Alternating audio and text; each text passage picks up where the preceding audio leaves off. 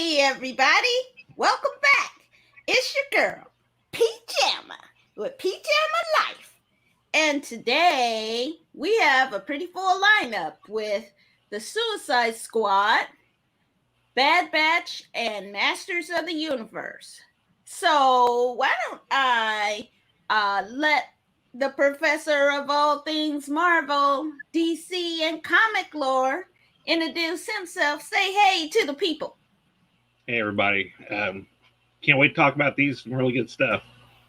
Yeah. And our buddy hasn't popped on yet. So we're going to go ahead and start with why don't we talk a little bit first to give him a chance to come on? Why don't we talk a little bit about what's going on with our Olympic beat? Yay! And as you can see, the future is female. Had a lot of great stuff happening this week in the Olympics with Allison Felix becoming the most medal winner in track and field in the U.S. of all time with 11 medals. I mean, can you believe it? That is incredible. The U.S. marathon winner, I forget her name, but this is only her third marathon ever, and she placed bronze. So we are looking for like big things from this young lady. She outran everybody except the top two from Kenya and to take home the bronze. So that was incredible. And there was another really interesting event that happened with the one of the runners in the track and field. I think it was the 1500 meter, and she fell. This woman popped up and eventually won the whole race still. That was an incredible moment in Olympics. I mean, it was just something amazing to see. She never let anything stop her. She just kept moving. So that was a great moment. And Simone Biles came back to medal at on the balance beam and take home the bronze. So that was a really strong moment for her. Glad to see her back in full Olympic fashion. Good to see what we did in the swimming. It concludes tomorrow night. Is the closing ceremony. I don't know what that's going to look like because a lot of the athletes have returned home. So I'm not quite sure what the closing ceremonies are going to look like. I don't know. Pat, you got anything that you think it was, did you catch anything that was inspirational or crazy? Nah, I did not get a lot of time to watch the Olympics this week. I did, the thing I kind of wonder, just academically or whatever, is because this year was pushed back a year, are they going to go 4 years from now, or are they going to go 3 years from now? Yeah.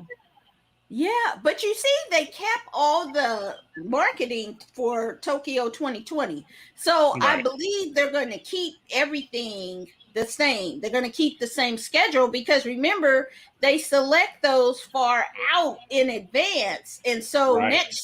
next Summer Olympics is in Paris.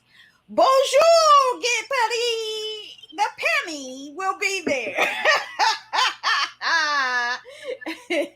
I'm going. They ruined it. The stupid pandemic ruined it for me for Tokyo, which I was definitely going. But we're gonna pray for victory over this pandemic, and I'll be able to go. And anybody else who wants to go with me can go to the Olympics. So, yeah, Paris 2024. So, and then 2028 is Los Angeles. So we're looking definitely. I'll be there, Olympians in 2028. If I got to be in my walker or I got crutching around, I'm gonna be there. So get ready. Okay, it looks like our buddy David's not going to be able to make it with us today. We wish him all the safe and healthy recovery he can. And so let's get into it. Hey, but before we do, there's Tim Windsor, our buddy from the beginning. Hey, Tim, good to see you back. And let's get started with our first movie. I wanted to review this first, The Suicide Squad.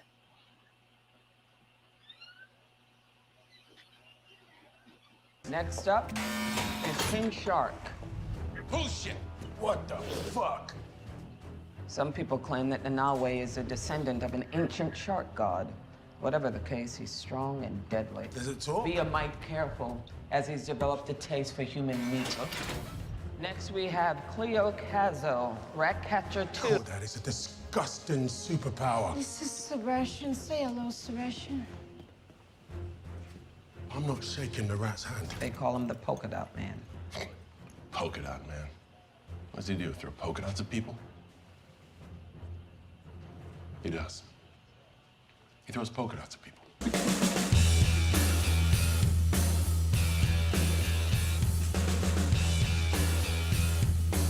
Hey guys, sorry I'm late. Had to go number 2. Good to know. Would you eat your friends? I know friends. Then can we be your friend?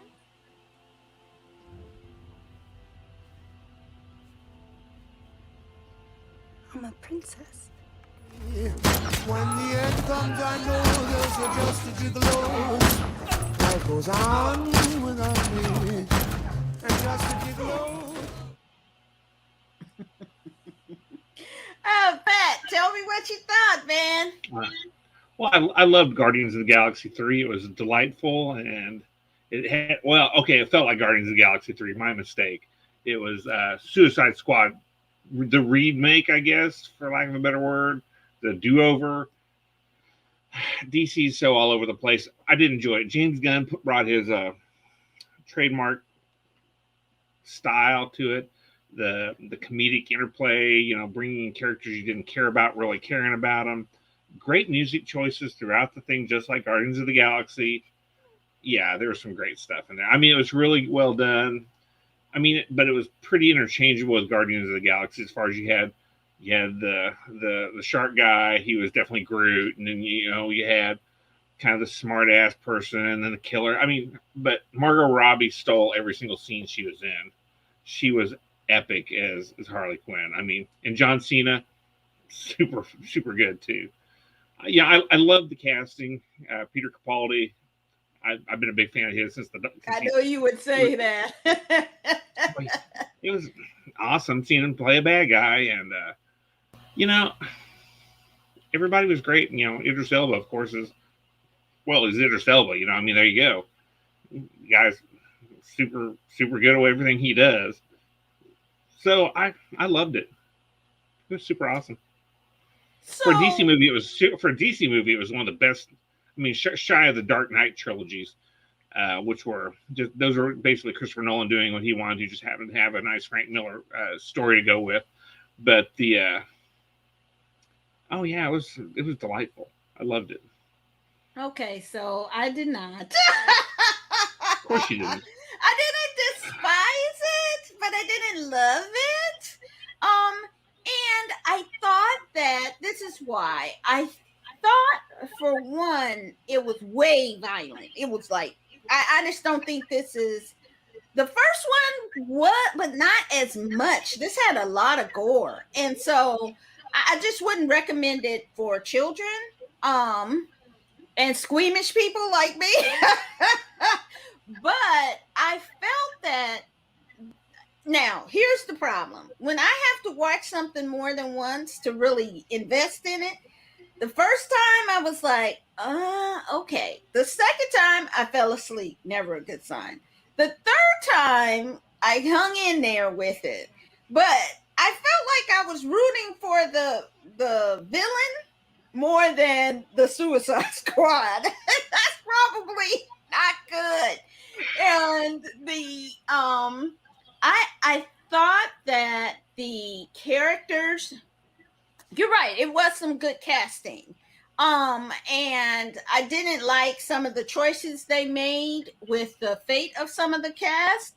And well, that opening sequence where it was a head fake on here's who they are, and then it's not them. Yeah. Yeah, Spoiler. Spoiler. I thought there were some other things I didn't really care for. And the story was, it wasn't fresh.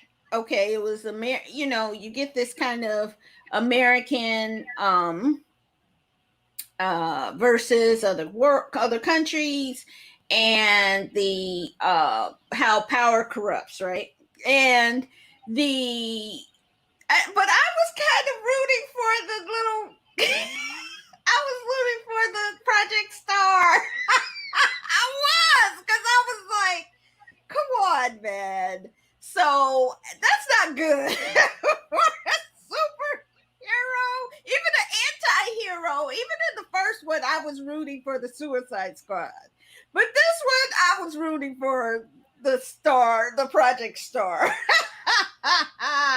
But I thought some of the funny was forced, and I just didn't get that. In the Guardians of the Galaxy, you got a much richer story in the first one and the second one. But this one, I felt like you didn't get that richness, and I felt there was a tinge of bitterness in it. I don't know. But and his story is kind of, he's had a difficult time because of some things he's done. He had to pay the price for him, so he's very fortunate to get back into the into directing. And from what I understand from some of the news, he's going to be back at Marvel. So I think he's going to be back doing Guardians of the Galaxy 3. So his career is going to come back. If it solely depended on this, he might have a hard time, but I think his other body of work gives him a second chance. So I'm kind of for second chances, but you gotta do better. To me, this was a C at best, and I am looking forward to him getting back to Marvel with much better story writers. And I thought it was an A-. If you want it was an A-. It wasn't perfect, but it was great. I mean, the characters were all. That doesn't surprise me, because it was made for men and boys and people who like kind of silly, slapsticky kind of humor kind of stuff. Well, that's what he does. I mean, it's a comic book film. I mean, come on, they're not going to give you a save the world. I mean, solve all the world's problems movie. This was fun escapism, and that's exactly what it was. It was good. It was entertaining. The characters, you saw good character development with like the rat catcher becoming friends with people and kind of drawing the team together. The rat catcher was the worst. She was the typical, of course she was, kind of damsel in distress type. She was crying every daggum 5 minutes, and I was like, girl, you are the queen of rats. You need to be a little bit harder than this. Come on, man. I was disappointed in her character. Completely disappointed in. Now, Amanda Waller was amazing as usual.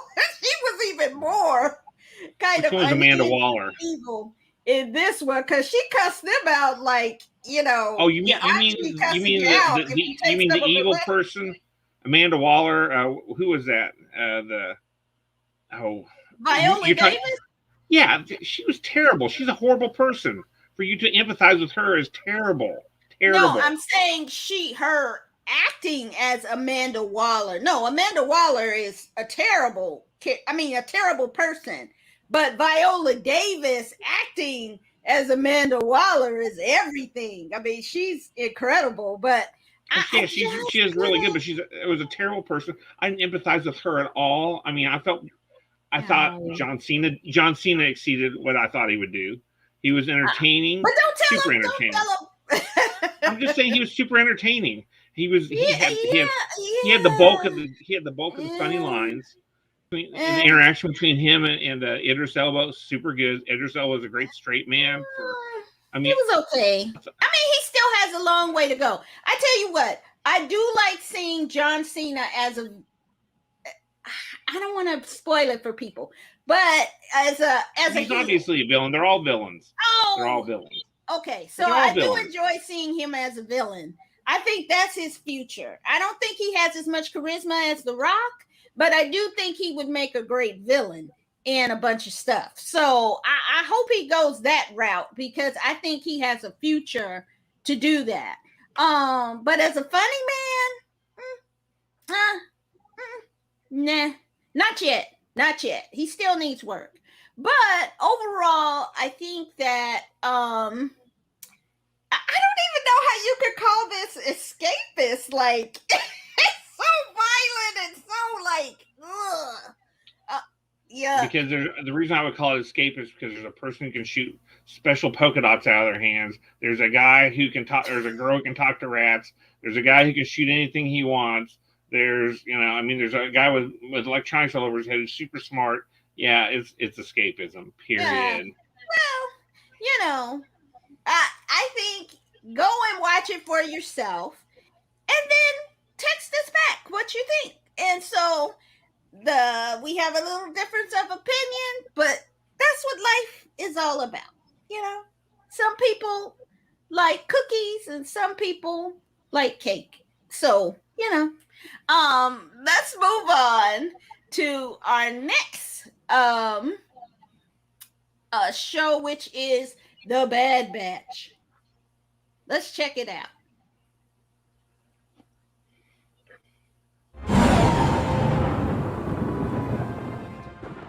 I fear they will destroy us rather than allow this operation to continue. Sir, I've seen what the Empire's doing.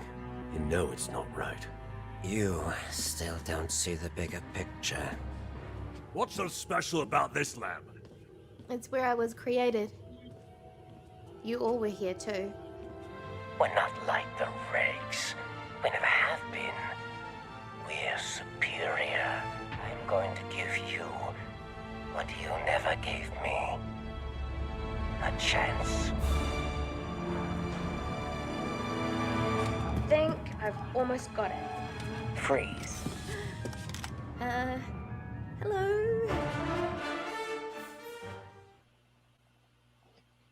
Yeah, this episode was something else. It kind of last week you kind of predicted how it would go down. Talk about what you thought about this week. Well, I thought it was good. I mean, I see they're obviously going towards not a conclusion to the entire series, but maybe a conclusion of the season. So it's a two-parter. Big surprise, you can see it, anywhere you look at. Part one, it says right when you look at the menu. But I thought it was really good. I enjoyed seeing them actually. You saw where Alpha became a little bit more valuable. Mm-hmm. She wasn't just a tag along as much. She was actually leading the first part of the quest, as it were. With her specialized knowledge, she stepped up and made some good choices that helped the team move their objective forward, as opposed to just being a plot device to go rescue or to save or protect. So it was good to see, and it was interesting to see them reunited with Crosshairs. Interesting. Mm-hmm. There's some interesting revelations in there, and it'd be interesting to see what they go with next week, because they kind of left you on a real big cliffhanger. So there you go. Yeah, that's the penultimate episode. I thought it was a great next to last episode because you got a lot of meat on that bone in that episode, and you get to see people's motivations. And so I was glad to see them bring in Crosshair the way they did. I kind of was a little disappointed that he gave the old Vader speech. And I kind of was like, oh, they could have done it something different. But I get it. But it remains to be seen what happens with his character next week. I'm hoping they don't actually let him then become a good guy. I just want him to stay as an antagonist for the series. And at the end of the series, they have to get into a big fight and see who wins. So I think it could be something that they could arc over the entire series run if they keep him as a antagonist. And I was really glad to see what they're doing with what's the admiral's name? Yeah, there's your next season baddie, by the way, in case you didn't catch that. Oh yeah, that's your next season baddie. I like how they kind of clipped in the old "you may fire when ready." I mean, it was straight. It sounded straight from the original Star Wars, and was it Christopher Plummer? I think it was Christopher Plummer. One of those. No, it was not Christopher Plummer. Grand Moff Tarkin. I can't remember what his name was now. The actor. It was Grand Moff Tarkin. You may fire when ready. Yeah. I thought for those of us who've been around and seen the Star Wars, we knew that voice and that phrase immediately. So I thought that was kind of cool. I thought it was a great episode, and it does make you hungry for next week to see what's going to happen. And but I was sad to see Camino go. It was the last kind of clean place in the galaxy. The rest of the galaxy is so dirty and grimy, and Camino just gave me like a sense of it's clean. So I really like Camino, and I'm sad that the Kaminoans are there's probably like one left who's going to be in the series. So I'll be interested to see what happens to her for the rest of the series. So it's going to be interesting next week. Yep. Okay, so we both thought Bad Batch was a good episode, so go see that. And they Dwayne DeMarcos is with us. Hey, Dwayne, and he says they had a lot of nods to the past, and that was true. There was a lot of things in there that harken back to the movies, and so that was kind of cool to see. Okay, so let's move on to Masters of the Universe Revelation on Netflix. Those who control Grayskull control the power. The power to be masters of the universe. You're no match for the malevolent magic of Evil Lynn. I've come to tear Grayskull down, stone by stone. Finally, after all these years, the secrets of Grayskull will be mine! No! I've had enough. Enough of your secrets and lies. I'm done looking out for the people who never told me the truth. He-Man is gone. And now?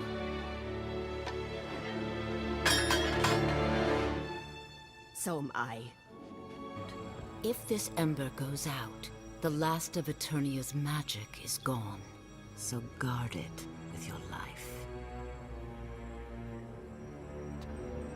Whether you serve Grayskull or Snake Mountain, we all gotta work together now, or else Eternia dies. You have to fight for everything they won't give you. Your enemies, yes, but especially your friends. When they say you're weak, it's because they don't understand how even the tiniest measure of strength can fill an entire universe. To them, it's sorcery.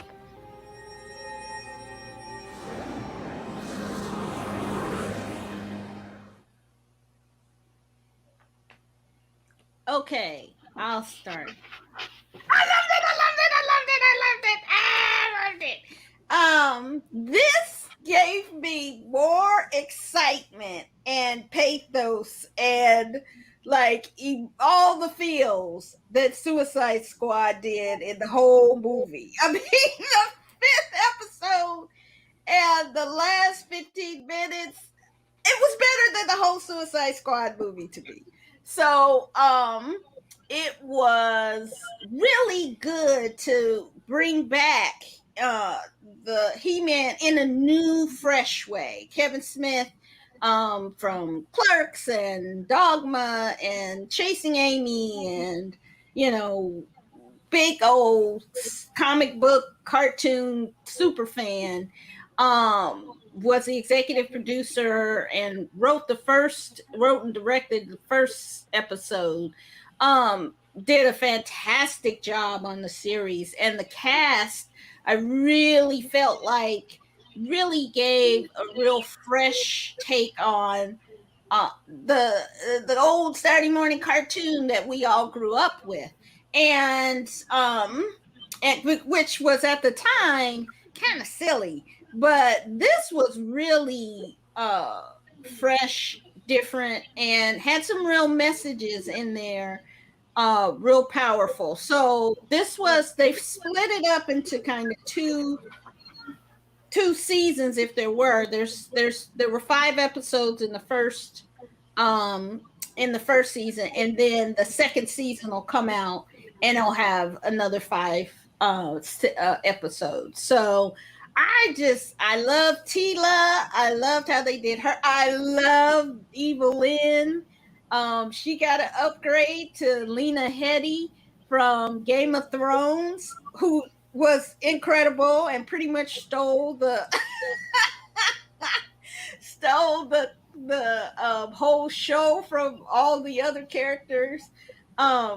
And is a big surprise who's Skeletor. That's why I'm sad David's not here. Mark Hamill performs as Skeletor and does an amazing job. There's an after show of the series that is really good. So if you can, a lot of fun. Yeah, it's a lot of fun. So I had a great time with this Masters of the Universe Revelations. I think there's still one more revelation that they keep trying to say, but I think we know what it is. But I'm really interested in how they're going to do it. So, Pat, what did you think? Oh, I loved it too. It was a wonderful anime version.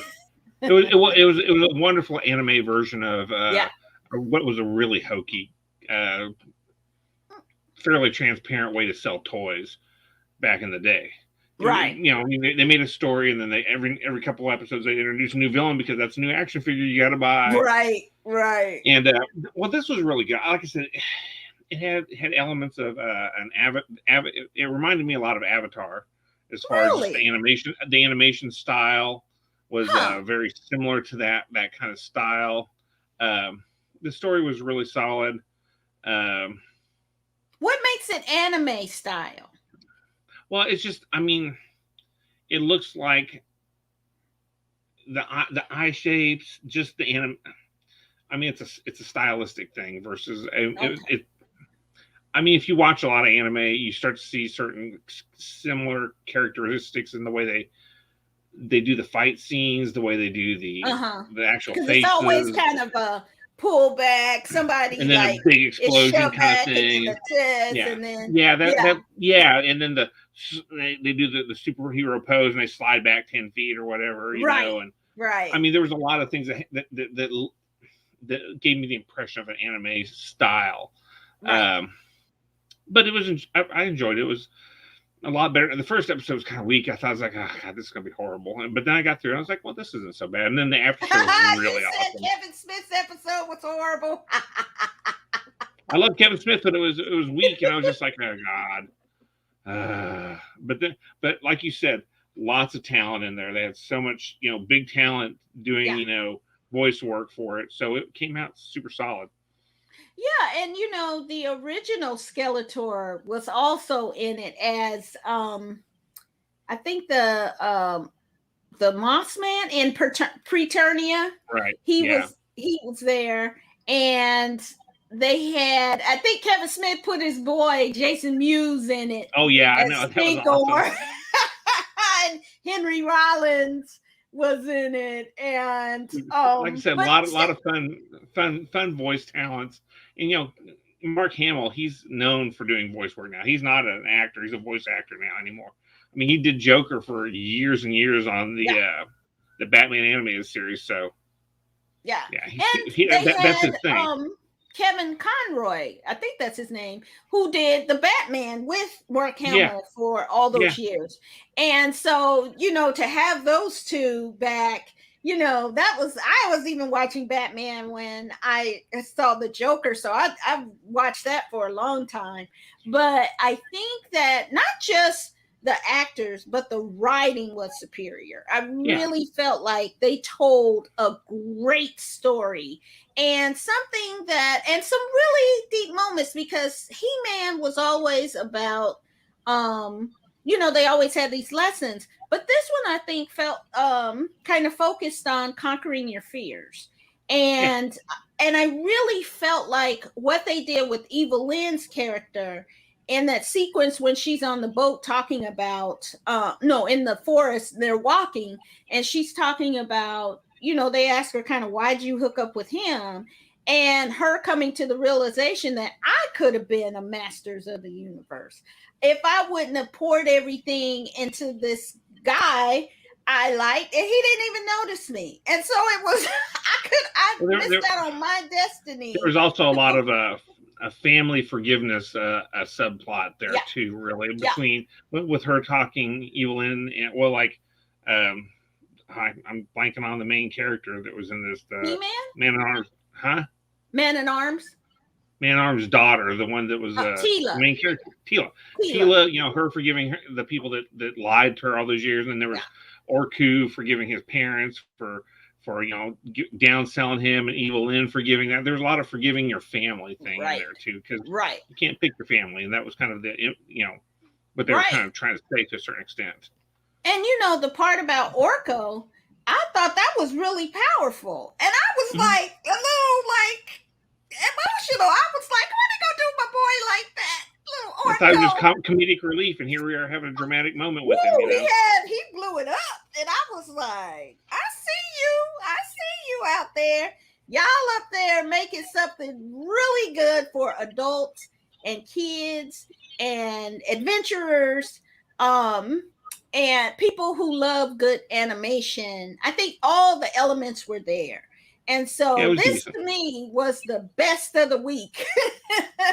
So if you haven't seen Masters of the Universe Revelation, you definitely are missing out. Go watch it. Go talk to your family, and then call that family member that you had a beef with and make up with them. Time is short. As we know right now during this pandemic, we've seen, a lot of loss. So it's important to rectify things, make things right.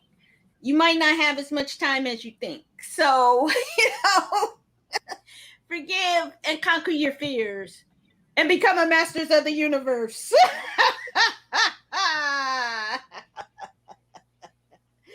that's it. That's all we have this week. I definitely want to, and just a little side note of a dear friend, someone we both know passed away recently, was our school counselor, and Miss Alice Jenkins. She was a wonderful person and embodied the spirit of what consequential people in your life can do.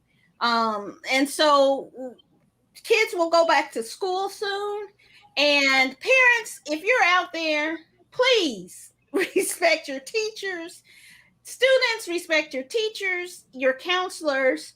They're there for you.